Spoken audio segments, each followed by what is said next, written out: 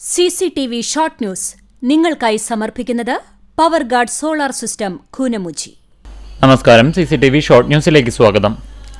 ചിറ്റണ്ടയിൽ കേടായ bike start ചെയ്യുന്നതിനിടെ തീ പടർന്ന് പൊള്ളലേറ്റ് ചികിത്സയിലായിരുന്ന യുവാവ് മരിച്ചത് ദേശമംഗലം മേലെ തലശ്ശേരി അത്താണിക്കൽ വീട്ടിൽ 22 വയസ്സുള്ള മുഹമ്മദ് ഫാരിസ്.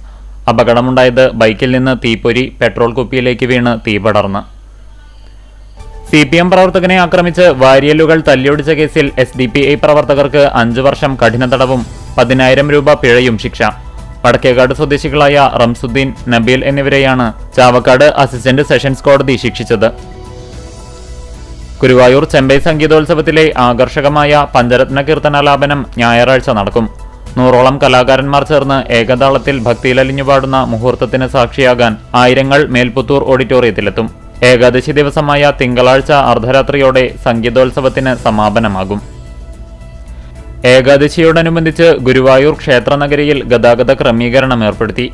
ഞായറാഴ്ച വൈകിട്ട് 5 മുതൽ ചൊവ്വാഴ്ച രാവിലെ 8 വരെ ഇന്നർ റിംഗ് റോഡിലും ഔട്ടർ റിംഗ് റോഡിലും ഇരുചക്രവാഹനങ്ങൾ ഒഴികെയുള്ള വാഹനങ്ങൾക്ക് വൺ വേ ഏർപ്പെടുത്തി. ഗജരാജൻ ഗുരുവായൂർ കേശവന്റെ ജ്വലിക്കുന്ന സ്മരണയ്ക്ക് നാളെ 49 വയസ്സ് തികയും. ആനക്കഥകളിലെ നിത്യഹരിത നായകന് ഞായറാഴ്ച ആനത്താവളത്തിലെ പിൻതലമുറക്കാർ പ്രണാമമർപ്പിക്കും.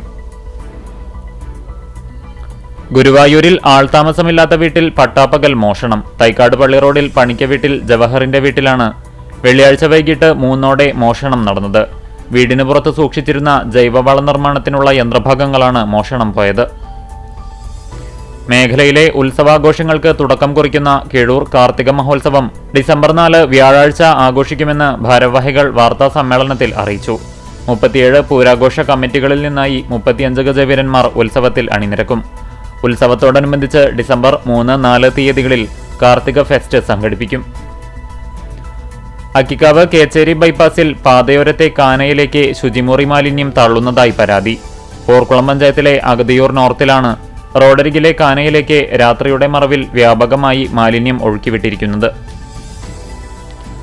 ഗുരുവായൂരിൽ ഓടിക്കൊണ്ടിരുന്ന സ്വകാര്യ ബസിന്റെ ചക്രം ഊരി വീണു.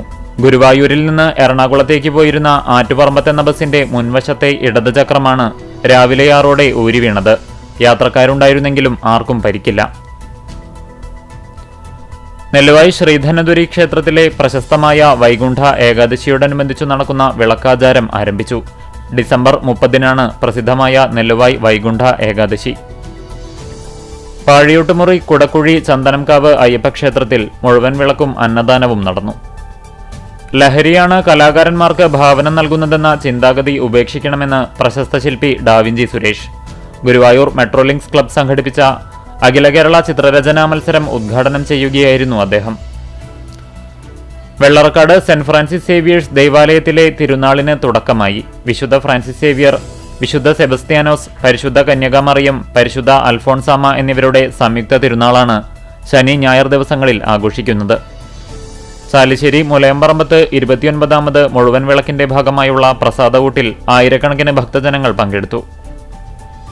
Vellithiruthi blooming buds Bethania senior secondary സ്കൂളിൽ kids sports meet junior athlete സംഘടിപ്പിച്ചു. കടവല്ലൂർ ഗവൺമെന്റ് ഹയർ സെക്കൻഡറി സ്കൂളിലെ NSS വളണ്ടിയേഴ്സിന്റെ നേതൃത്വത്തിൽ തിരികെ എന്ന പരിപാടിയുടെ ഭാഗമായി അക്കിക്കാവ് ദീനബന്ധു വൃദ്ധസദനം സന്ദർശിച്ചു. CCTV ഷോർട്ട് ന്യൂസ് നിങ്ങൾക്കായി സമർപ്പിക്കുന്നത് power guard solar system Koonamuchi. ഇതോടെ ഷോർട്ട് ന്യൂസ് സമാപിക്കുന്നു. കൂടുതൽ വാർത്തകൾക്കും വിശേഷങ്ങൾക്കും ഞങ്ങളുടെ web page, Facebook page, YouTube എന്നിവ സന്ദർശിക്കുക. തത്സമയ വാർത്തകൾക്കായി www.cctv online.tv സന്ദർശിക്കുക. നമസ്കാരം.